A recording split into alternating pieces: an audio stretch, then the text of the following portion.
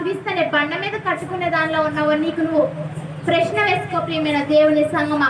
అటువంటి ప్రార్థన విశ్వసించి పరిశుద్ధమైన దాని మీద మిమ్మల్ని మీరు కట్టుకొనొచ్చు పరిశుద్ధాత్మలో ప్రార్థన చేయాలి.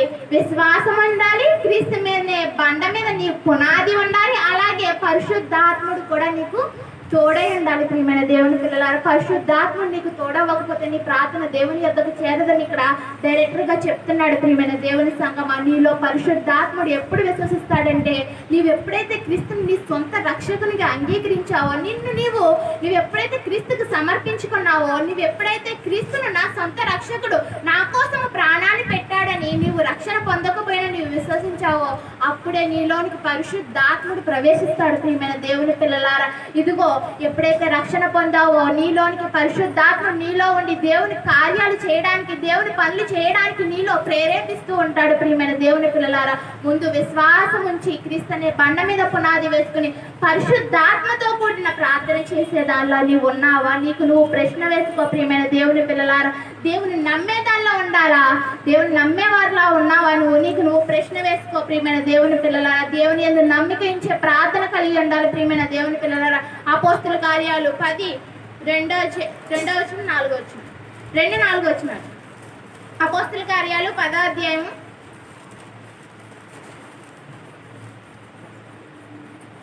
అతడు ఫస్ట్ నుంచి చదవండి. శతాధిపతి అయినా అక్కడ ఉంది కదా, అది అక్కర్లేదు. శతాధిపతి అయినా కొర్నేలియను భక్తిపరుడొకడు కైసరయలో ఉండెను. ఇతను ఎవరంట ప్రియమైన దేవుని పిల్లలారా? శతాధిపతి.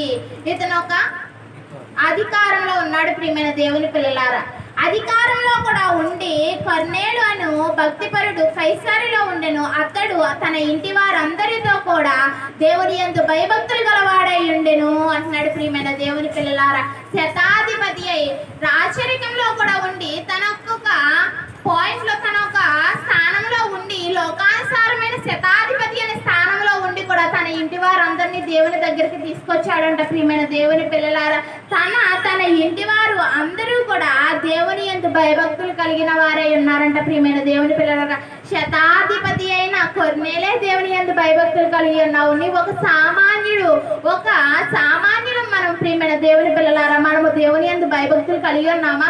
భార్య ఉంటే భర్త ఉండడు, భర్త ఉంటే పిల్లలు ఉండరు. ప్రియమైన దేవుని పిల్లలారా, మీ కుటుంబం అంతా దేవుని యందు భయభక్తులు కలిగి ఉన్నారా? ప్రియమైన దేవుని పిల్లలారా, ఒక్కసారి మీకు నీవు ప్రశ్న వేసుకో. ప్రియమైన దేవుని పిల్లలారా,